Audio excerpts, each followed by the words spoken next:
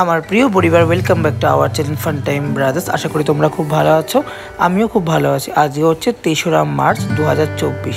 তো বেরিয়ে পড়েছে, আজকে যাচ্ছি ইকো পার্কে, মানে যাচ্ছি আমরা একান্তে কটেজে।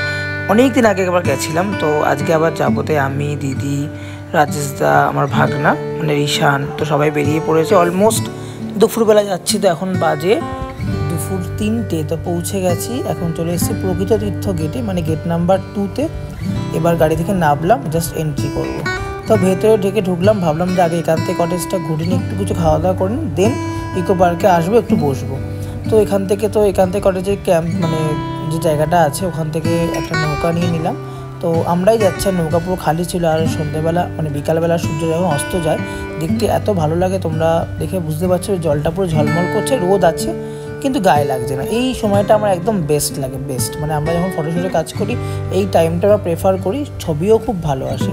তো ছবি তো অনেক কিছু তুলবই, যাই হোক তোমাদেরকে সবটাই বলবো। চলো এখন যাওয়া যাক, তাড়াতাড়ি করে ওপারে নামবো, তারপরে দেখতে থাকো, তোমাদেরকে পুরোটাই সব কিছু শেয়ার করবো তোমাদের সাথে আজকে।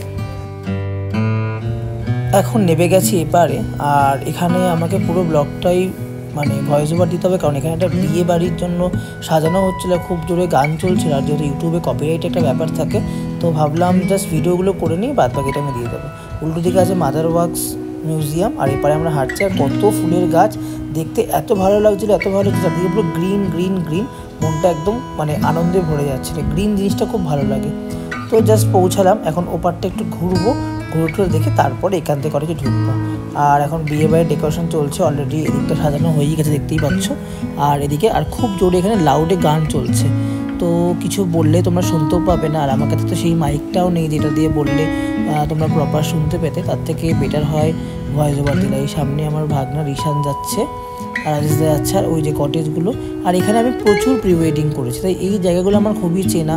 ইভেন আমার একটা বন্ধু আছে যে মেকআপ আর্টিস্ট প্রসেনজিৎ ধারা, তো ও এসছে, মানে আমরা দুজনে এসছি, একসাথে কাজও করেছি এখানে। তো যাই হোক, এই ব্রিজের উপরে উঠে পড়েছি। আর এখন কিন্তু এখানে ব্রিজে অনেক ছবি তুলবো। তোমরা আমার এই ছবিগুলো সব Rahul pine official style Instagram handle, সেখানে পেয়ে যাবে। আর ফেসবুক আছে রাহুল পাইন, RAHULPYNE, এখান ছবিগুলো পেয়ে যাবে। অলরেডি পোস্ট কিন্তু হয়ে গেছে এখানকার স্টিল ছবিগুলো। তো যাচ্ছি, আর এই জলের মধ্যে কিন্তু অনেক মাছও আছে। ঠিক আমি তো মাছ খাই না, মাছের নামটা ঠিক জানি না, বাট অনেক মাছও আছে, দেখেছি আমি, অনেকে খেতেও দিচ্ছিল।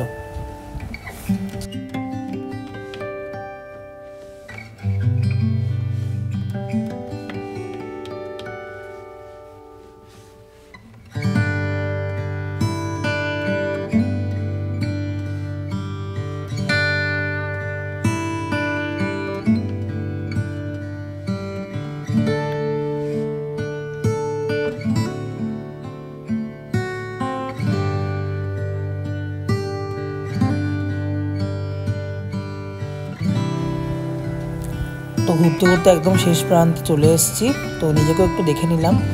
আর মানে ব্রিজটা খুব ভালো, তো অনেকটাই ঘোরা হলো। এবার আবার ওদিকেই ফিরছি, কারণ এবার একটু কিছু খেতে হবে। সেটা যাই হোক, চা কফি যেটাই হোক। তো চলে এসেছি একান্তে কটেজ, যেটা একদম জলের ওপরে আছে, ওটাই চলে এসেছি।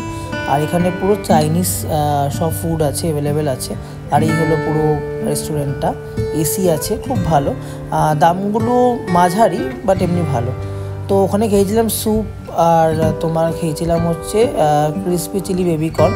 সেগুলো ছবি নিতে পারিনি, কারণ বাবু একটু কাজ ছিল, কোলে নিয়ে ঘুরছিলাম সেই কারণে। তো এখন গাড়িতে উঠে গেছি, বাড়িতে যাব। তো আশা করি তোমাদের ব্লগটা খুব ভালো লাগলো। তো এভাবেই পাশে থাকো আর সাপোর্ট করে যেও, এভাবেই আমাকে তোমরা ভালোবেসে যেও, তাহলে আমি তোমাদের ভালোবাসায় অনেক দূর এগোতে পারবো।